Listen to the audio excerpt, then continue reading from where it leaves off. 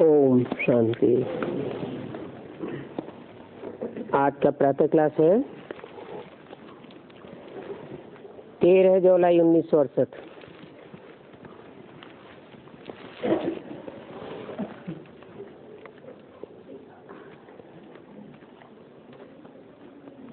ओम शांति, इनका अर्थ तो बच्चों को समझाया है।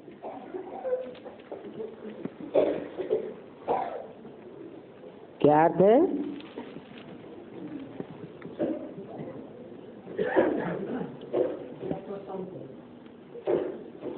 ओम माने स्थापना, पालना और विनाश करने वाली आत्मा।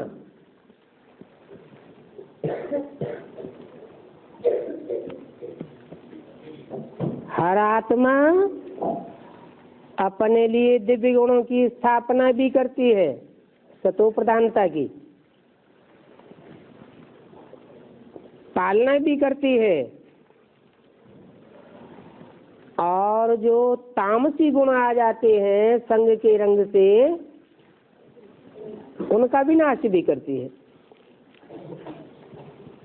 ऐसे तीन कार्य करने वाली आत्मा आओम कही जाती है। आ ओ मा।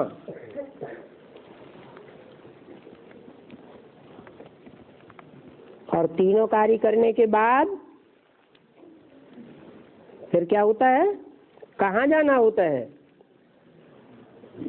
सबको शांति धाम जाना होता है। तो याद दिलाया ओम शांति। मीठी मीठी रूहानी बच्चों को बाप कहते हैं, अपन को आत्मा समझ बाप को याद करो। ऐसे करेंगे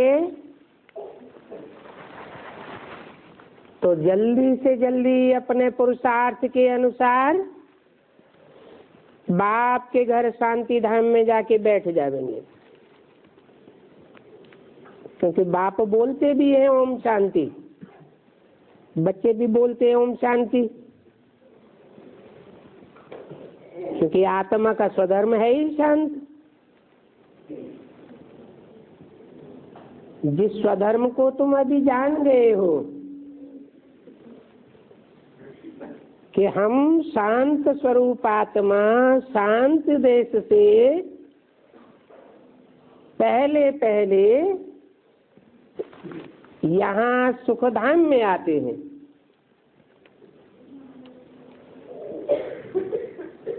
और आखिरी दुखधाम में आते हैं तो अशांत हो जाते हैं। अभी बाप कहते हैं ओम शांति। जानते हो ना, 84 पुनर्जन्म लेते लेते दुखधाम में आते हैं। ये बात याद तो है ना? बच्चे 84 जन्म जीवात्मा बनते हैं।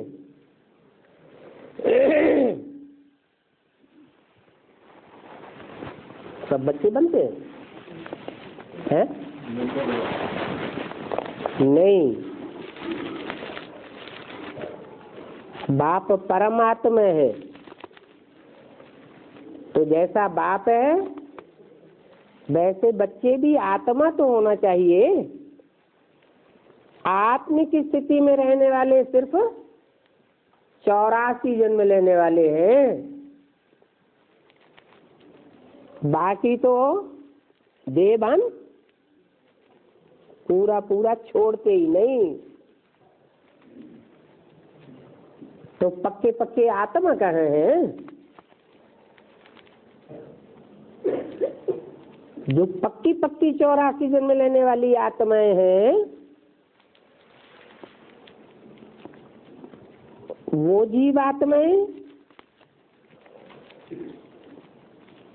समझती हैं कि बाप जीवात्मा नहीं बनते हैं।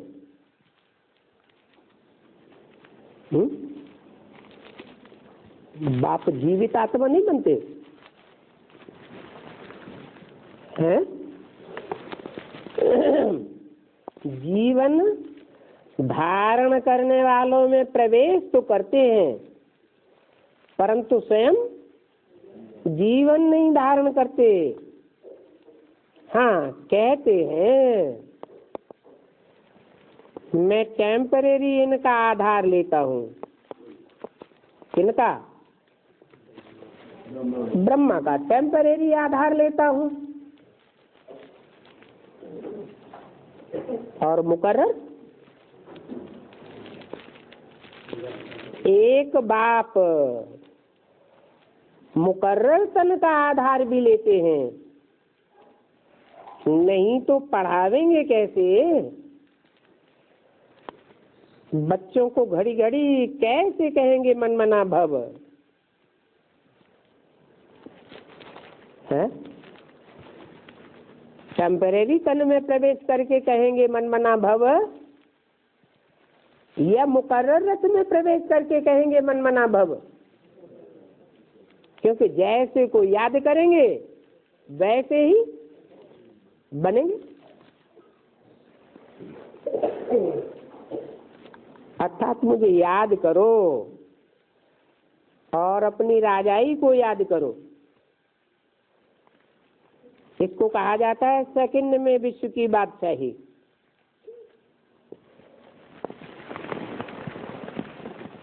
क्योंकि बाप कोई हद के धर्मखंड का बाप नहीं है। कोई क्रिश्चियन धर्मखंड का बाप हो, बौद्धी धर्मखंड का बाप हो, नहीं।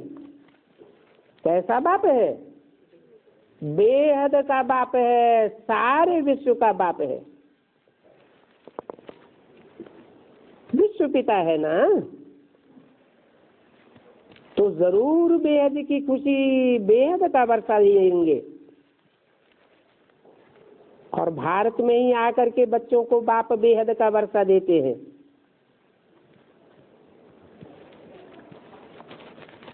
क्यों? भारत में ही आकर के क्यों देते हैं? विदेशों में क्यों नहीं आते? कोई कारण होगा। क्या कारण है? इबर प्योर बाप है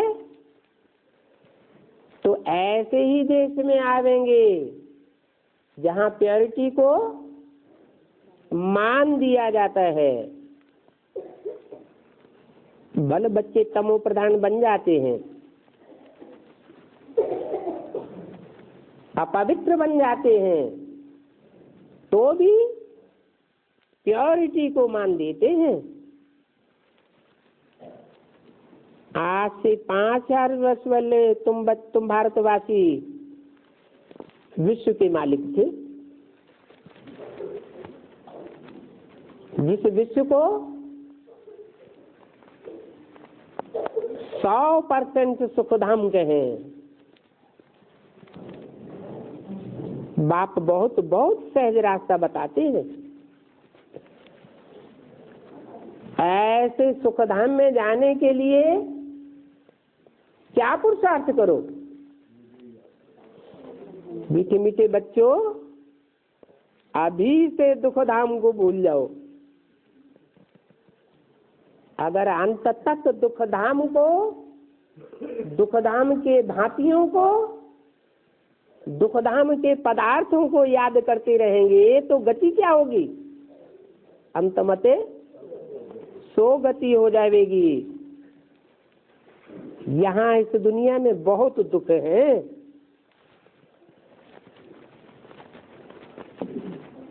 तो इनको बुद्धि से निकाल दो। नहीं तो बहुत से बच्चे सुबह से शाम तक अपना रोना ही रोते रहते हैं। ये दुख आ गया, वो दुख आ गया। और दुख देवान से आता है या आत्माभिमान से आता है? देवान होता है तो दुख आता है। आत्माभिमानी रहे तो शांत स्वरूप होके रहे। बाप जो नई दुनिया स्थापन कर रहे हैं उसको स्वर्ग कहते हैं। क्यों? कहते हैं स्वर्ग? अरे स्वस्थिति में जाने वालों के संगठन को ही स्वर्ग कहा जाता है। देवान की स्थिति में रहने वालों को स्वर्ग थोड़ा ही कहेंगे।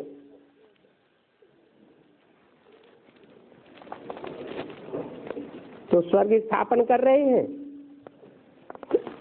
उनका मालिक बनने के लिए। मुझे याद करो। क्यों? तुम्हें क्यों याद करो? हमारी 63 जन्म जिनके साथ प्रीति ज्यादा रही होगी उसको याद कर ले तो क्या अंतर पड़ेगा? है? अंतर ये पड़ेगा कि और दुनिया में जो भी आत्माएं हैं, जीव आत्माएं हैं, जीवन धारण करने वाली आत्माएं हैं, जन्म जन्मांतर रथ लेती हैं और 63 जन्मों में तो खास रथ के प्रति ही आकर्षण रहता है, आत्मा के प्रति आकर्षण नहीं रहता। सब स्वार्थी बन जाते हैं। क्या? रथ के प्रति अटैचमेंट वाले बन जाते हैं। आत्मा को सबसे पहले किससे ज्यादा प्यार होता है? अपने शरीर से सबसे ज्यादा प्यार होता है। तो अगर कोई भी आत्मा को याद करेंगे जिसको भी अच्छे से अच्छा समझते हो, अच्छे से अच्छा पार्टधारी समझते हो, मान लो हीरो पार्टधारी ही हो, उसको भी अगर याद करेंगे तो क्या होगा? हैं? स्वस्थिति में सदाकाल के लिए टिक जाएंगे, टिकेंगे। अगर उस हीरो पार्टधारी में से जो निराकारी है, निर्विकारी है, निरहंकारी है, सदा शिव है, उसको निकाल देंगे, अलग कर देंगे। शिव को निकाल देंगे तो क्या रह जाएगा? सब ही तो रह जाएगा। और सबको याद करेंगे तो क्या होगा? बुद्धि कैसी बनेगी? शिव और सब कितना अंतर हो जाता है। सब कहाँ रहता है? सब इस धरणी में ही रहता है। भले कोई भी आत्मा का शव सतो प्रधान ही क्यों न बन जाए, कल्प का अंत होगा, दुनिया का विनाश होगा। बहुत सी श्रेष्ठ आत्माएं होंगी जिनका शरीर निरोगी बनेगा, बर्फ में दब जाएगा तो भी रहेगा कहाँ? शांति धाम में रहेगा क्या? नहीं, इसी 5 तत्वों की दुनिया में रहेगा ना। और 5 तत्वों की दुनिया तो बदलने वाली है। विनाशी है या अविनाशी है? विनाशी है। तो विनाशी को याद करेंगे तो अविनाशी पद नहीं पाए सकते। इसलिए अगर स्वर्ग में जाना है, पक्के पक्के स्वर्ग में जाना है, तो क्या करना है? जो सदैव स्वस्थिति में रहने वाला है, सदा शिव, उसकी याद में रहना है। परंतु शिव की याद निरंतर कब होगी? वो तथाकथित ब्राह्मण तो शिव को याद करते हैं कि नहीं? बिंदु भी याद नहीं करते? मेरी बिंदी का ही नाम शिव है, याद करते हैं कि नहीं? फिर उनकी याद निरंतर होती है? निरंतर याद होती है कि याद में अंतर पड़ जाता है? खींच खींच के याद करनी पड़ती है, खींच खींच के याद करने हठ योगी बन जाते हैं। बाप कहते हैं तुम तो सहज राजयोगी हो, तुमको तो सहज रास्ता बताता हूँ। तो क्या सहज रास्ता हुआ? उस ज्योति बिंदु निराकार को जो सदा शिव है, उसको मुकर्रर रथ को पहचान करके याद करो। अगर उस ऑलराउंड पार्टधारी में उस निराकारी, निर्विकारी, निरहंकारी जो सदैव रहने वाली आत्मा है, उसको याद करेंगे तो ऊंच से ऊंच जो पद है, विश्व का मालिक नारायण, जिसकी शास्त्रों में भी कोई ग्लानि नहीं है, उसके समान पद पा देंगे। बोला बाप तो बहुत सहज रास्ता बताते हैं। अगर ऐसा सहज रास्ता अपनावेंगे तो तुम्हारे सभी पाप कट जाएंगे।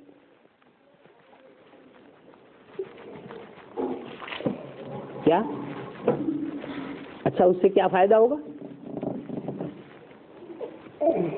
सभी पाप कट जाएंगे तो फायदा क्या होगा? हाँ, बाप समान बन जाएंगे। जितनी आत्मा पवित्र बनेगी उतनी एवर प्योर बाप के नजदीक सीट पाएगी। जितना ही नजदीक होगा उतना ही ज्यादा प्राप्ति करने वाली आत्मा बनेगी। तुम फिर से सतो प्रधान बन जाएंगे। तुम जानते हो पहले भी हम सतो प्रधान थे, फिर पुनर्जन्म लेते लेते तमो प्रधान बने।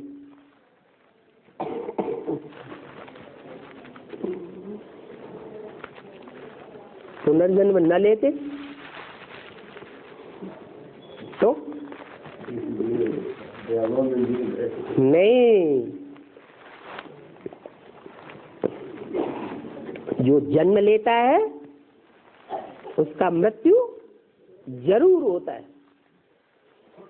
5 तत्वों से बनी हुई देह में जो जन्म लेगा गर्भ से, उसकी मृत्यु जरूर होगी।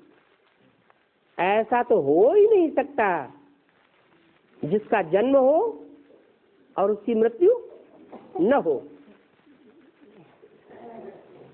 क्योंकि 5 तत्वों का जो शरीर है उसमें न आने का एक ही आत्मा का पार्ट है। वो 5 तत्वों के बंधन में नहीं आता, तो गर्भ के बंधन में भी नहीं आता, गर्भ महल में भी नहीं आता, तो गर्भ जेल में भी नहीं आता। तो जिसका जन्म हुआ है उसकी मृत्यु तो जरूर होगी, और मृत्यु होगी इसी संसार में, तो फिर जन्म भी लेना पड़ेगा। क्यों? ये 500 करोड़ दुनिया है 700 करोड़ की, इनके सबकी मृत्यु होनी है कि नहीं होनी है? फिर इनका सबका जन्म होगा है? अगर यही नियम पक्का है कि जिन्होंने जन्म लिया है देह का, गर्भ से जन्म लिया है, उनकी मृत्यु होती है, और जिनकी मृत्यु होती है उनको जन्म भी लेना पड़ता है। तो 500-700 करोड़ की दुनिया एटम बम बन चुके हैं, खलास होने वाली है, तो सब जन्म लेंगे। हाँ, ले जाने के लिए तो आए हैं।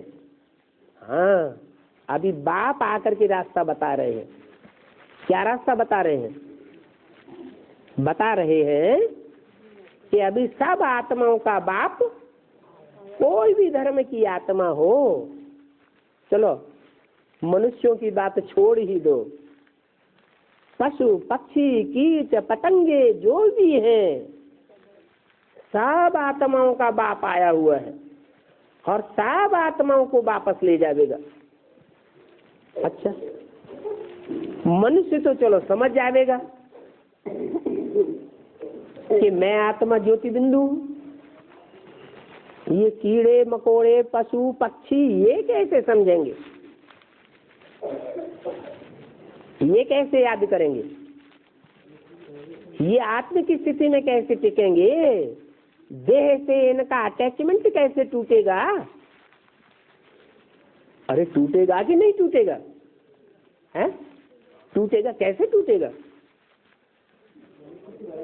हाँ, मनुष्य एक ऐसा प्राणी है जिसको मन बुद्धि है, और प्राणियों में मन बुद्धि की इतनी पराकाष्ठा नहीं है। इसलिए मनुष्य जो है वो वाइब्रेशन बनाने वाला है। उस वाइब्रेशन से जितने भी जड़ जीव जंतु हैं, जड़त्वमयी बुद्धि वाले भी हैं, उनके ऊपर भी उस याद का प्रभाव पड़ता है और सदा काल का प्रभाव पड़ता है। ऐसे नहीं अल्पकाल का पड़ता है। हाँ, कोई आत्मा रूपी पात्र ऐसे होते हैं जो कम वाइब्रेशन धारण कर पाते हैं, और कोई ऐसे हैं जो पात्र ही बड़े हैं, बुद्ध रूपी पात्र उनका विशाल है। इसलिए सतयुग के आज से ही जन्म लेते हैं। सात्विक बुद्धि है, जैसे गाय है। सतयुग में गाय होगी या नहीं होगी? होगी। दुख देने वाले जीव जंतु नहीं होंगे, लेकिन सुख देने वाले सात्विक जीव जंतु सतयुग में भी होंगे। तो नियम है, दूध दूध में मिल जाता है, पानी पानी में मिल जाता है, कीचड़ कीचड़ में मिल जाता है।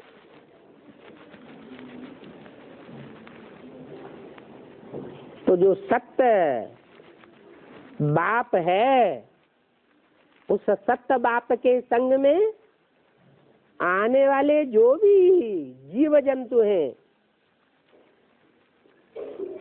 वो सब नंबरवार है।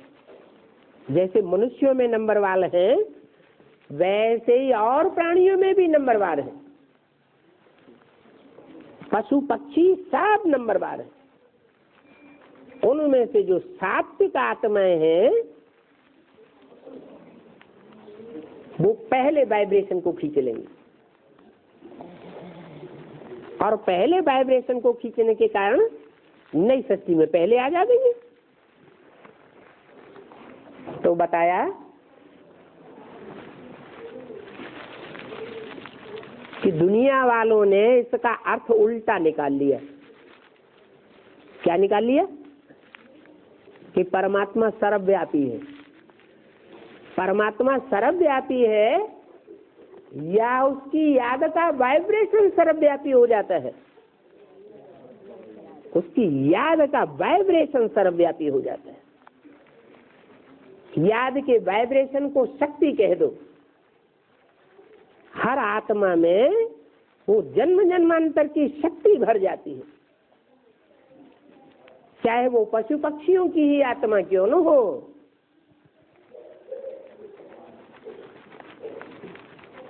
जड़त्वमयी जो पेड़ पौधे हैं उनमें भी आत्मा है। वो भी वाइब्रेशन को खींचते हैं। जैसे सब जानते हैं पपीता का वृक्ष है, नर और मादा दो प्रकार के होते हैं। मादा वृक्ष बहुत दूर हो, मीलों दूर, तो भी वो वाइब्रेशन खींच लेता है और उसमें फल लग जाते हैं। तो जड़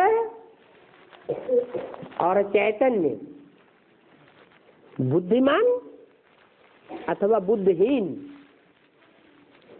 जो भी है, सब वाइब्रेशन को खींचते हैं।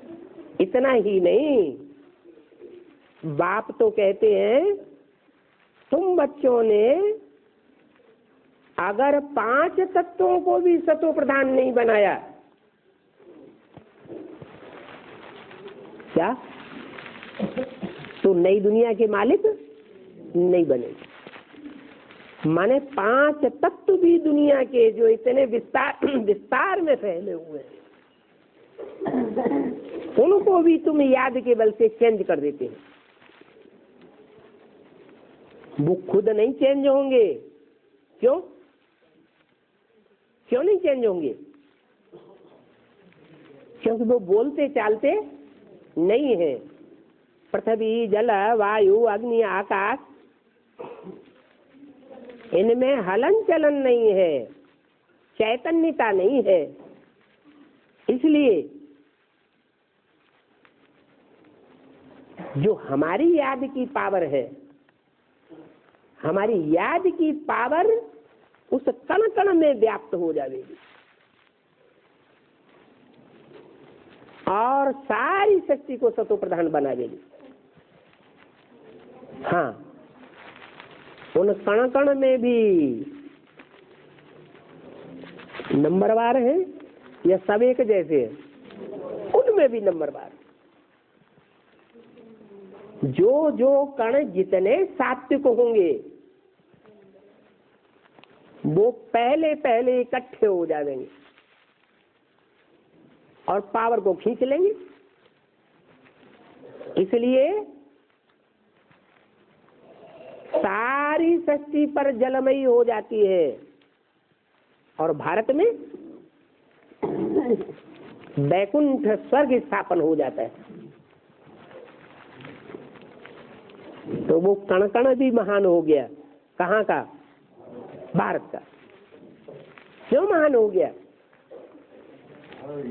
क्योंकि वो कण कण में याद की जो शक्ति है उन कण कण को भी पवित्र बना देती है,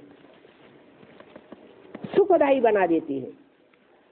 पृथ्वी, जल, वायु, अग्नि, आकाश, सतयुग में भारत में भी जो होंगे वो सतो प्रधान होंगे और वहां सतो प्रधान सृष्टि पनपेगी। तो बोला स्वर्ग नई दुनिया को तुम बच्चे याद करो, वो तुम्हारी राजधानी है। क्या राजधानी का अर्थ क्या हुआ? वो धरणी चाहे चैतन्य हो, चैतन्य भी तो बुद्धि रूपी धरणी होती है कि नहीं, और चाहे जड़ हो, वो तुम्हारी राजधानी है और भारत में ही वो राजधानी होती है, सतो प्रधान राजधानी होती है। नाम राजधानी क्यों रखा? क्योंकि राजयोग के द्वारा जो राजा बनने वाली आत्माएं हैं उनमें धारणा शक्ति आ जाती है। किसकी? उस सतो प्रधान बनने वाली राजधानी की धारणा शक्ति उनमें आ जाती है। बाप तुम बच्चों की कितनी निष्काम सेवा करते हैं। अच्छा, और धर्म पिताएं निष्काम सेवा नहीं करते हैं? करते हैं या नहीं करते? पढ़ते हैं? कैसे करेंगे निष्काम सेवा? जो कामनाहीन हो सो निष्काम सेवा करे, और जिनको रथ है वो कामनाहीन कैसे हो जाएंगे? देवताओं को भी सुख भोगने की इच्छा होती है या नहीं होती है? हैं? सुख भोगने की तो देवताओं को भी इच्छा होती है। तो देवताओं को भी स्वार्थी कहें या निष्काम कहें? उनको भी कहेंगे स्वार्थी। एक ही है सुप्रीम सोल, जिसको अपना रथ नहीं है तो कोई भी प्रकार की कामना भी नहीं है। तुम बच्चों को सुखी करके वानप्रस्थ परम धाम में बैठ जाते हैं।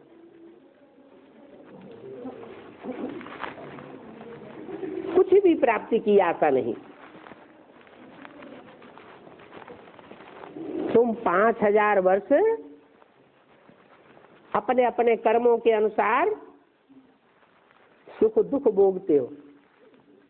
मैं न सुख भोगता हूं न दुख भोगता हूं। ऐसे तुम भी परम धाम के वासी हो, है? तो हम भी ऐसे ही होने चाहिए, नहीं होना चाहिए निष्काम, है?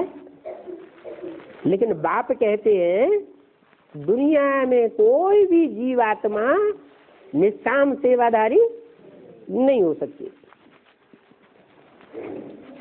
तुम जहाँ परम धाम के वासी हो उसको निर्वाण धाम वानप्रस्थ भी कहा जाता है। निर्वाण धाम नाम क्यों पड़ा? क्योंकि वहां वाणी नहीं होती है, आवाज से परे की दुनिया है। वानप्रस्थ भी कहते हैं। वाणी से परे की स्टेज में स्थित हो जाते हैं। बाप आते ही हैं बच्चों को सुखी बनाने के लिए, खिदमत करने के लिए, अर्थात सुख का बेहद वर्षा देने के लिए आते हैं।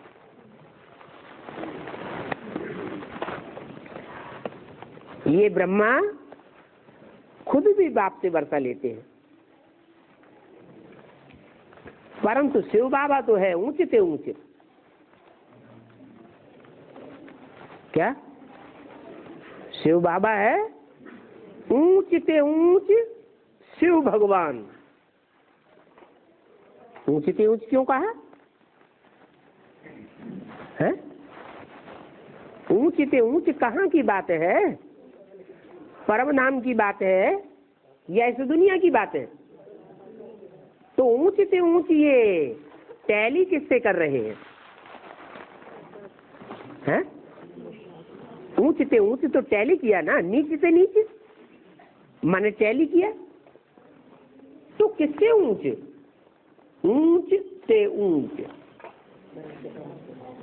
और जो धर्म पिताएं हैं और धर्म जो फैले हुए हैं दुनिया में, इतने बड़े विस्तार में फैले हुए हैं। एक क्राइस्ट के ही फॉलोअर्स दुनिया में 150-200 करोड़ होंगे। इतने फॉलोअर्स और किसी धर्म पिता के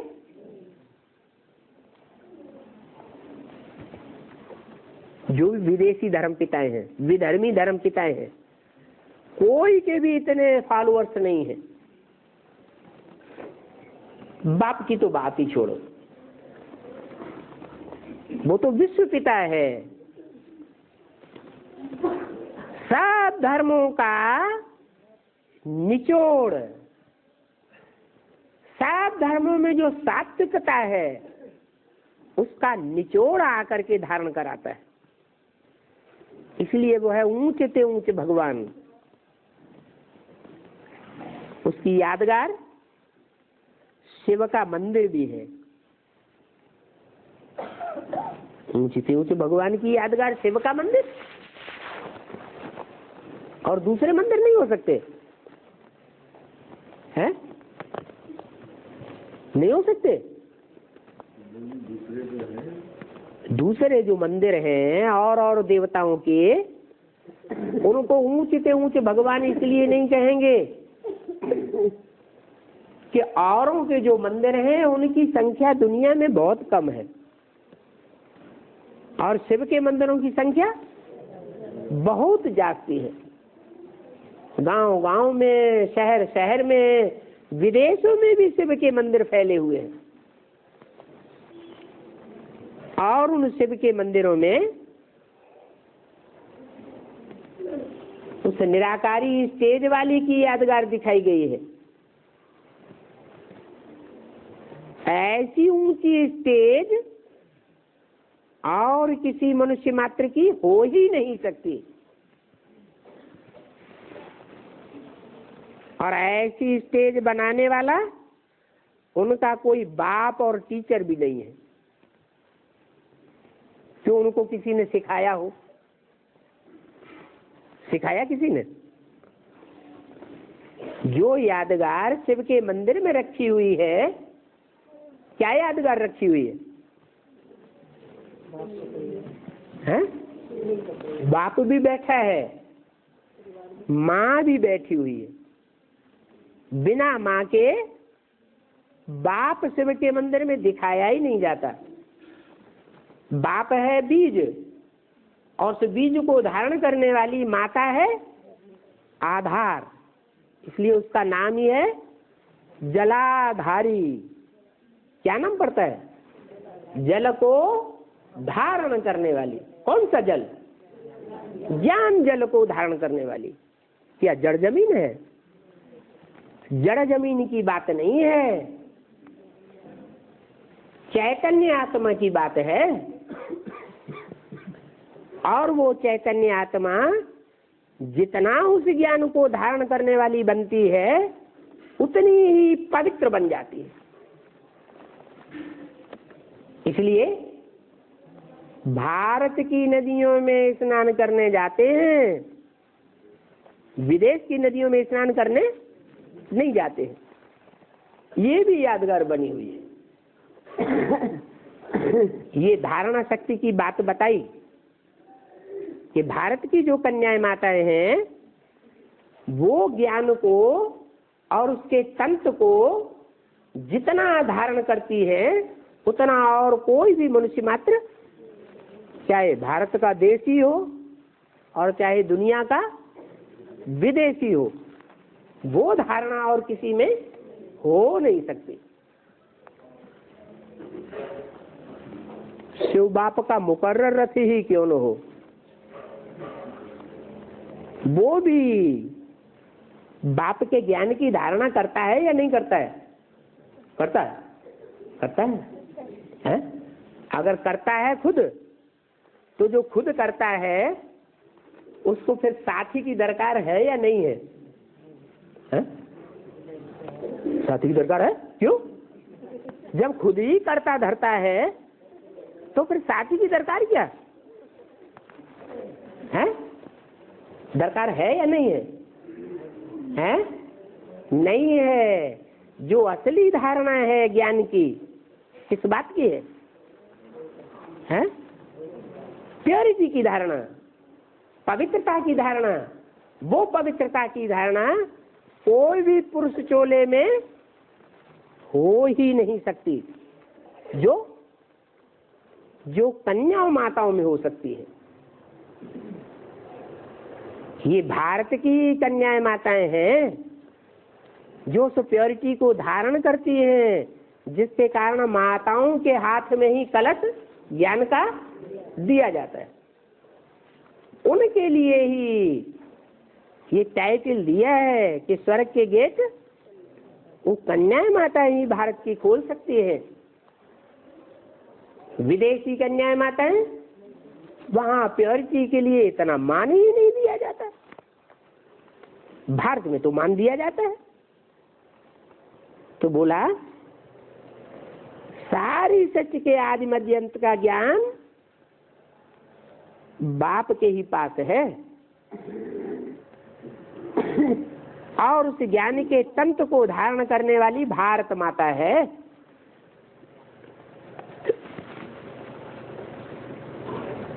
वो बाप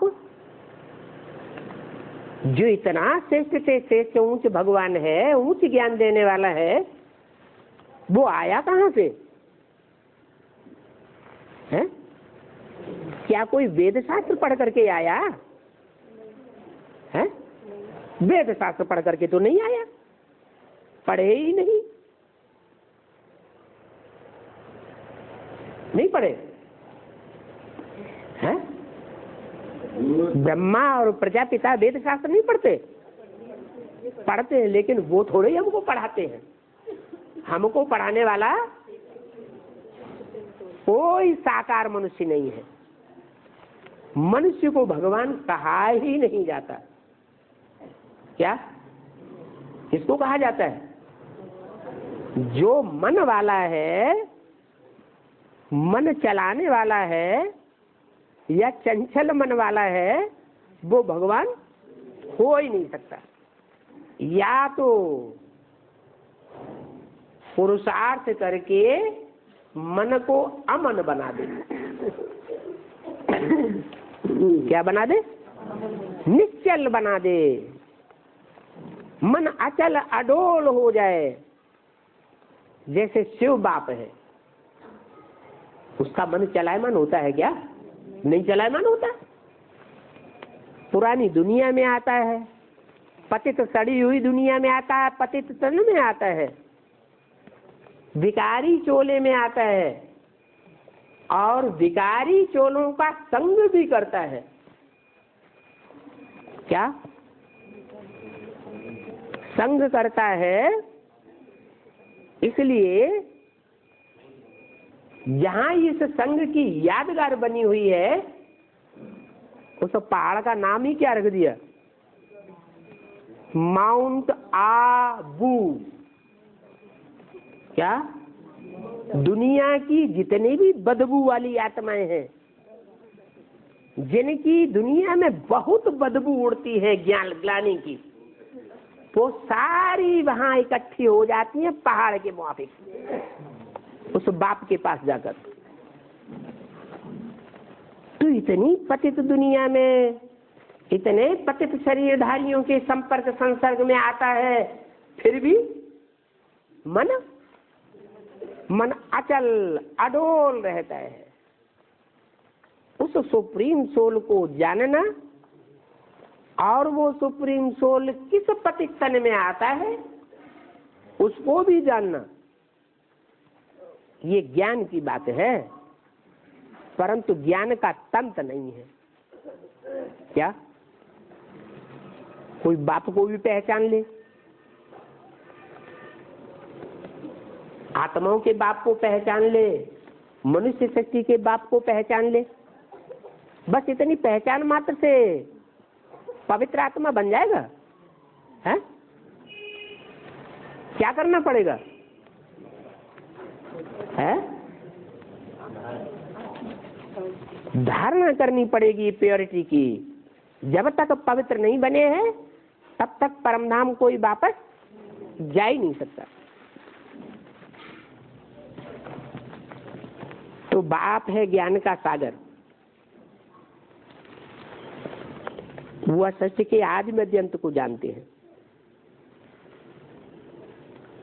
और जो बच्चे हैं वो सागर नहीं है। अगर कोई सागर है भी, तो भी खंडित सागर हैं। नाम रख दिया है उनका सागर, लेकिन सीमा में बंधे हुए हैं। और ये सागर तो ऐसा है जो सीमाहीन है, ये सीमा में नहीं बांधा जा सकता। इसके ज्ञान की सीमा नहीं है, असीम ज्ञान भरा पड़ा है।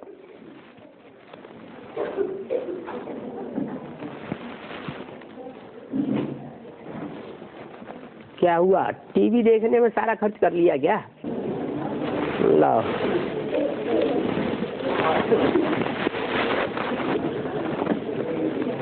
वो ज्ञान का सागर है और असीम सागर है।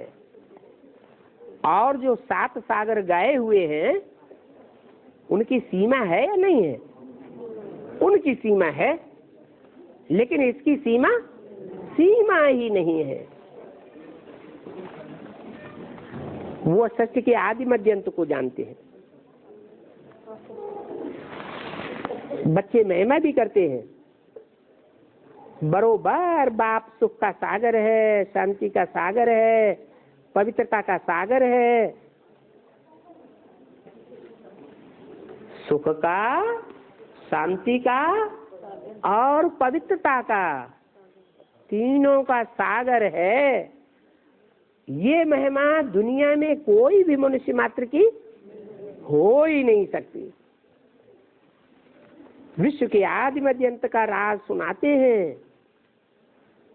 उनकी बायोग्राफी, उनका ऑक्यूपेशन, उनका धंधा बिल्कुल अलग है। क्या है उनका धंधा है? औरों का जो धंधा है और जो सागर है ना, 7 सागर गाए जाते हैं ना, और जो सागर है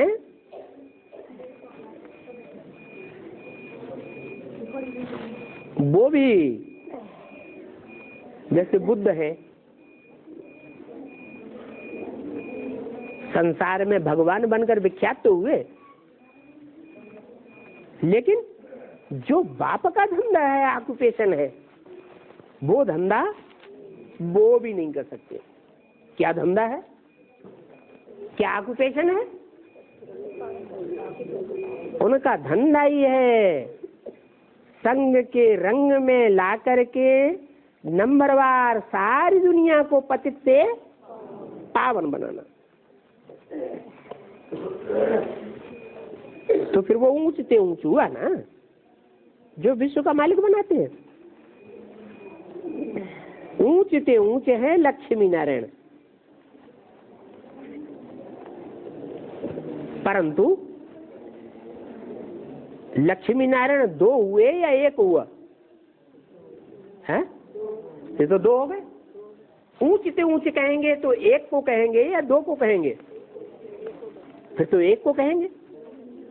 अच्छा, लक्ष्मी को निकाल देते हैं, नारायण को ऊंचते ऊंचे कह दे।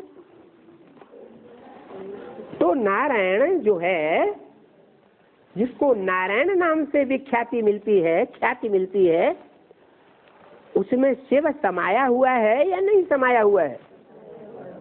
समाया हुआ है नारायण में, है? नारायण में शिव प्रवेश करता। नारायण पवित्र है या अपवित्र है? पवित्र है। तो पवित्र में शिव समाता है? पवित्र में तो शिव नहीं आता। शिव भले पवित्र में नहीं आता, अपवित्र में ही आता है, परंतु उसको संग के रंग से पवित्र बना देता है। बाप आते हैं तो आप समान बना करके जाते हैं।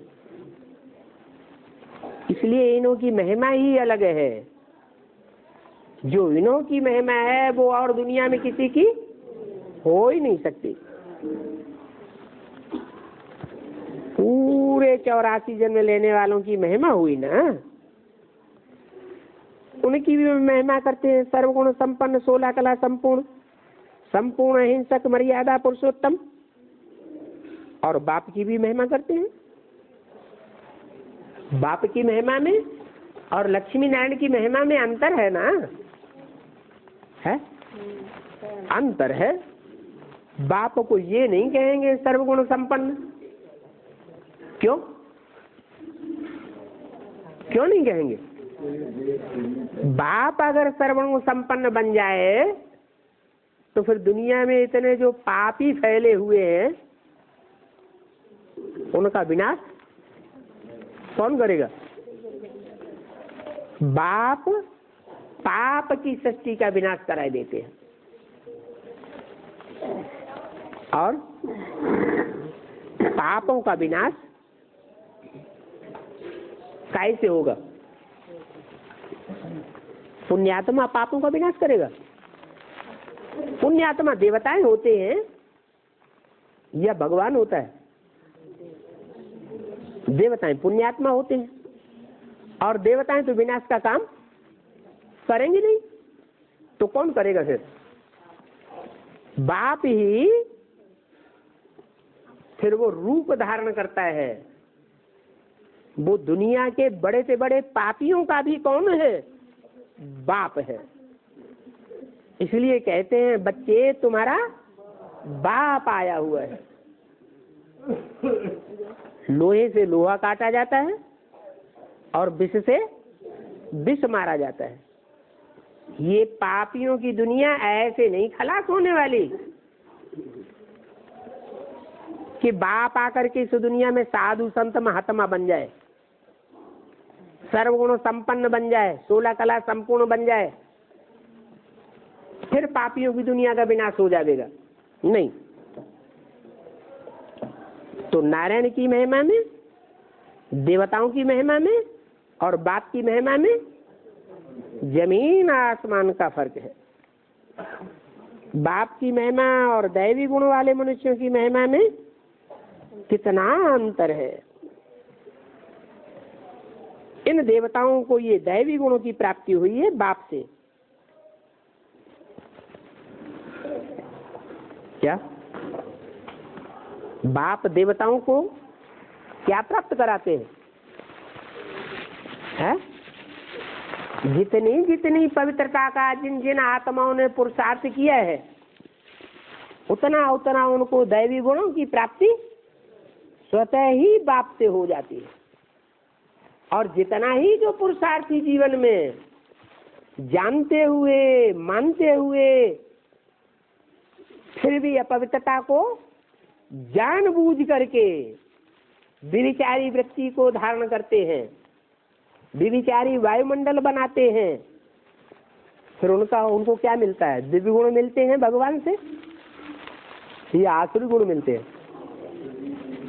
ऑटोमेटिक उनमें आसुरी गुण समा जाते हैं, असुरपना समा जाता है और जन्म जन्मांतर का समा जाता है। बोला तो तुम बच्चे ही हो जो दैव गुण धारण करके ये देवता बनते हो। पहले तुम्हारे में भी आसुरी गुण थे, असुर कहलाते थे ना, तो तुम्हारे में ये आसुरी गुण कहां से आ गए? हैं? कहां से आए? संग के रंग से आए। क्यों? जब मेरा परिचय मिल गया कि बाप आया हुआ है, तो बाप का संग लेना चाहिए। आसुरी संग धारण करने से आसुरी गुण आवेंगे, बाप का संग करने से आसुरी गुण आवेंगे क्या? है? हाँ आवेंगे। अगर श्रीमत के अनुकूल नहीं चलेंगे तो माया पकड़ेगी, और माया का संग करेंगे तो फिर क्या होगा? आसुरी गुण ही आवेंगे। पहले तुम भी असुर कहलाते थे। असुर से देवता बनाना ये तो बाप का ही काम है। एम ऑब्जेक्ट भी तुम्हारे सामने खड़ी है।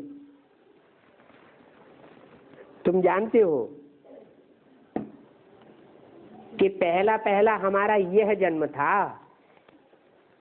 कौन सा? लक्ष्मी नारायण जैसा सर्वगुण संपन्न, 16 कला संपूर्ण, संपूर्ण हिंसक, मर्यादा पुरुषोत्तम। जरूर ऐसे श्रेष्ठ कर्म किए होंगे। है? कहाँ किए? ऐसे श्रेष्ठ कर्म जो बाप ने आकर के सिखाए हैं, वो श्रेष्ठ कर्म बाप की श्रीमत पर तुमने किए तो तुम्हारे अंदर दैवी गुण आ गए।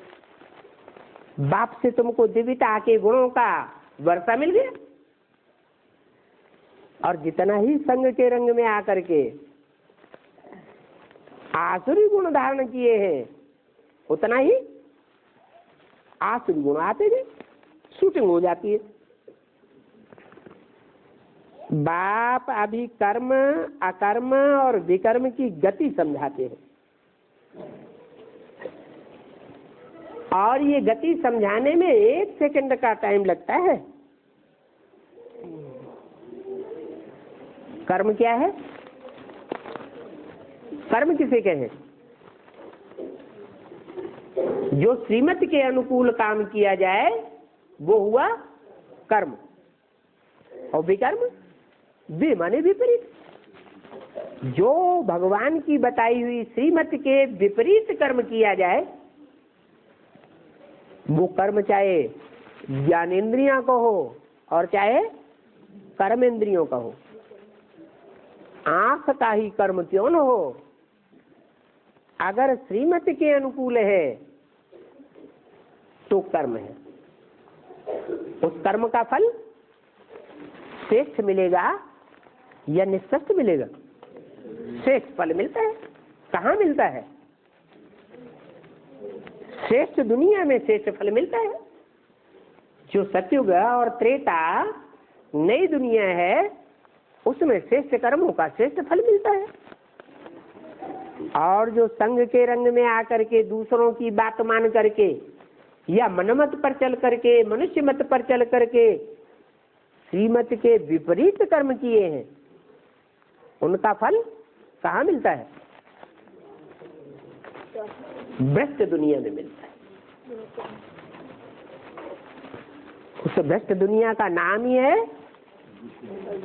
नरक। क्या? स्वर्ग और नरक, नाम ही देखो कैसे हैं। स्वस्थिति में रहने वाले को फॉलो किया तो स्वर्ग, और नरों को फॉलो किया, नर माने मनुष्य। जो भी चंचल मन वाले मनुष्य हैं उन मनुष्यों को फॉलो किया तो नरक बनता है। तो बाप कहते मीठे मीठे बच्चों, अभी तुम आत्माओं को पार्ट तो बजाना ही है। क्या? ऐसे नहीं है ना हम अच्छा कर्म करेंगे ना बुरा कर्म करेंगे, हमारी अकल काम नहीं करती। क्या श्रीमत है और क्या श्रीमत के बरखिलाफ है। तो बाप कहते हैं कर्म तो तुम्हें करना ही पड़ेगा। क्या? नाक से श्वास लेंगे या नहीं लेंगे? लेना ही पड़ेगा। आंख से देखेंगे या नहीं देखेंगे?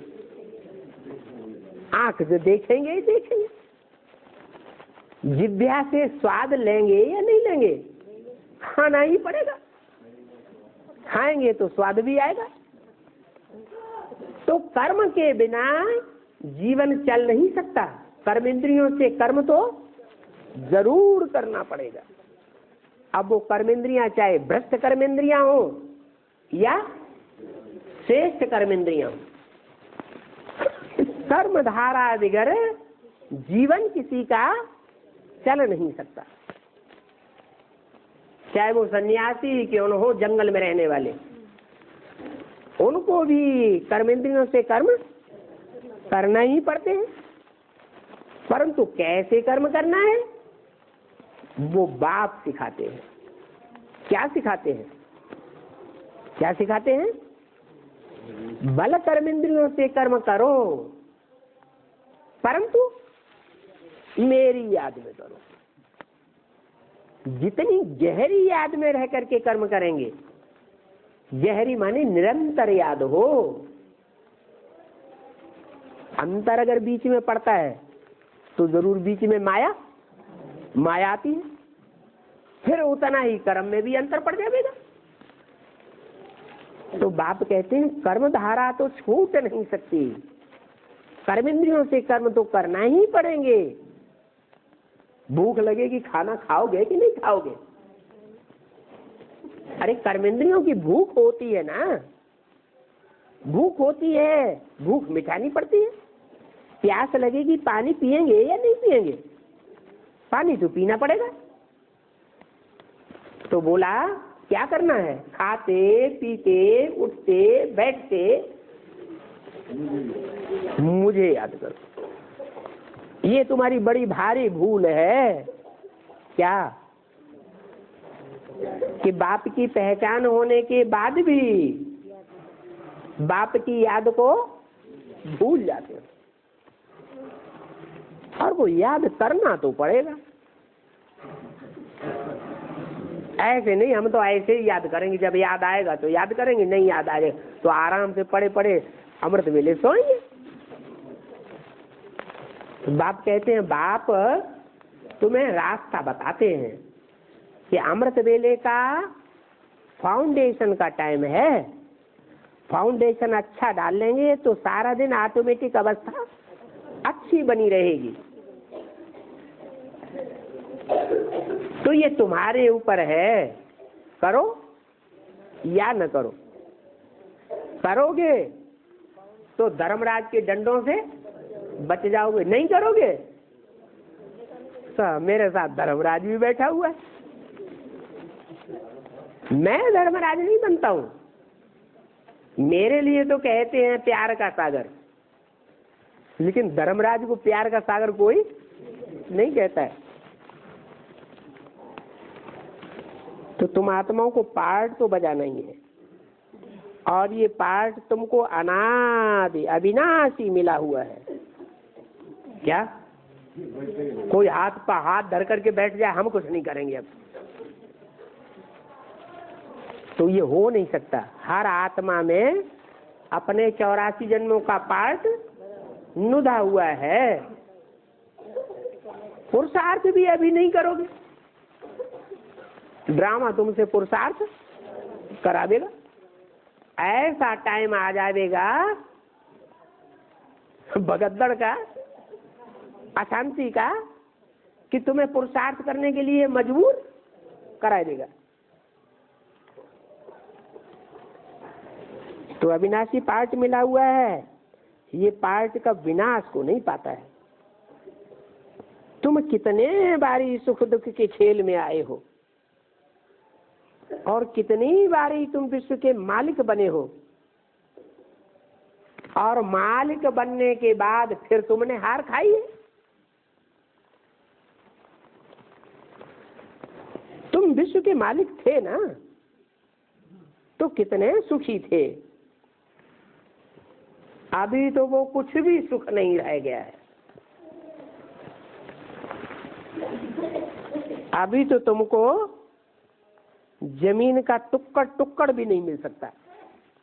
क्या ये क्या कह दिया है? इतना बड़ा हाल मिला हुआ है रहने के लिए, इतना बड़ा मकान मिला हुआ है, टुक्कड़ टुक्कड़ नहीं मिल सकता, क्या मतलब हुआ है? अरे जो गाया हुआ है पांडवों को 3 पैर पृथ्वी के नहीं मिले, तो नहीं मिले। अरे वो बेसिक नॉलेज वाले तो ये बात कह ही नहीं सकते। क्या हमको 3 पैर पृथ्वी के नहीं मिलते? बड़े बड़े महल मारियां अटारियां रजिस्टर्ड कागजों में रजिस्ट्रेशन हुआ पड़ा है नाम से, इस ब्रह्मा कुमार के नाम, उस ब्रह्मा कुमारी के नाम। इतनी बड़ी बिल्डिंग अंडरग्राउंड कंक्रीट की बनी हुई,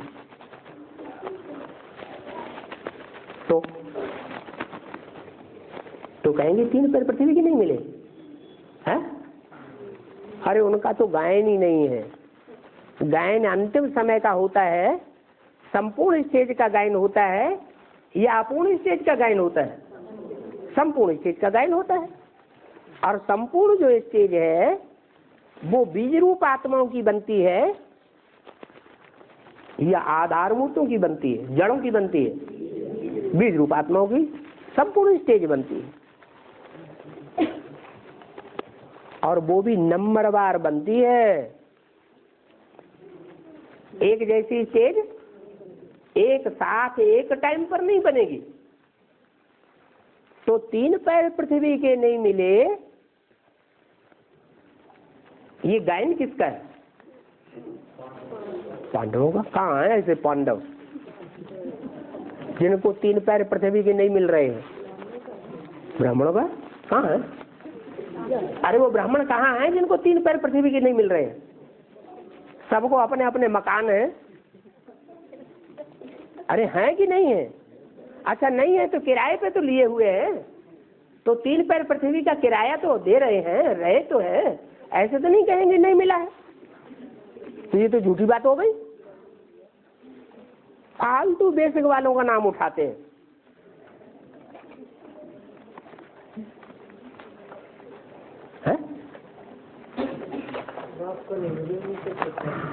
हाँ, पहले हर बात बाप के लिए लागू होती है, बाद में नंबरवार बच्चों के लिए भी लागू होगी। अरे कान खड़े कर लिए होंगे, ऐसा भी होगा क्या? बोला टुक्कड़ टुक्कड़ भी जमीन का नहीं मिल सकता। चारों तरफ दुनिया में विनाश का हाहाकार होगा, कुछ मकान लेके बैठे रहेंगे क्या? भूकंप आएंगे। दिल्ली की ये ऊंची ऊंची बिल्डिंगें जो दिखाई पड़ रही हैं, ये दुनिया के बड़े बड़े महानगरों की बिल्डिंगें दिखाई पड़ रही हैं, वो ऐसी खड़ी रह जाएंगी क्या? है धराशायी हो जाएंगी। ये गटर लाइन टूट पड़ेंगी, फिर कहाँ जावेंगे? जहां जावेंगे वहां मारा मारी का सीन देखेंगे। तो 3 पैर पृथ्वी के टुक्कड़ भी तुमको नहीं मिलता। तुमको माने किनको? जो बाप के बच्चे 84 जन्म लेने वाले हैं उनके लिए बोला। या तो ईश्वरीय सेवा में मस्त रहे, और ईश्वरीय सेवा में मस्त न रहे, अपनी मस्ती में लगे रहे, तो हाल क्या होगा? जो पांडवों का गायन है कि 3 पैर पृथ्वी के नहीं मिले, भटकते रहे। तुम कितना ऊंच बनते हो,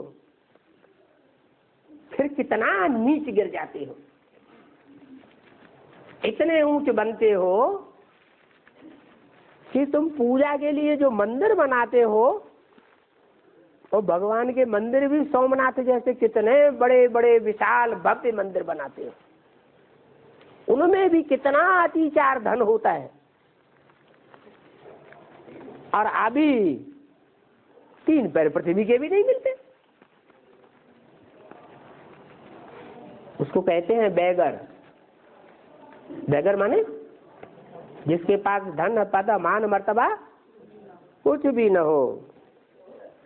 ऊंच को सतो प्रधान और नीच को तमो प्रधान कहा जाता है। तमो प्रधान से फिर सतो प्रधान में, फिर सतो प्रधान से तमो प्रधान में आने में तुमको कल्प लग जाता है। यहां है शूटिंग की बात। ये भी विचार करो, तुम्हारी आत्मा कितनी छोटी है और उसमें कितना पार्ट भरा हुआ है। आत्मा भी छोटी, और परम पिता परमात्मा जो सुप्रीम सोल है, जो एक जन्म में ही आकर के कितना पार्ट बजाता है, वो भी कितना सूक्ष्म है।